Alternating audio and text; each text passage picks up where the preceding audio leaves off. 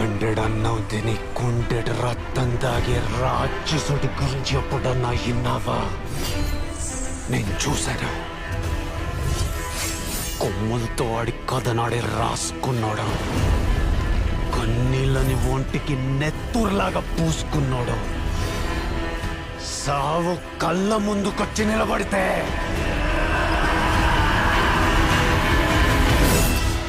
కత్తిలేసి కలబడినాడు.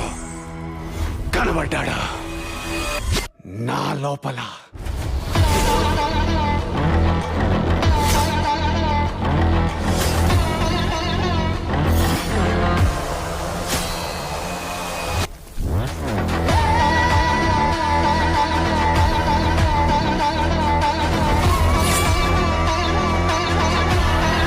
నాకాడ ఉన్నారు కొమ్ములు తిరిగిన రాక్షసులు, రక్తానికి మరిగిన రౌడీ.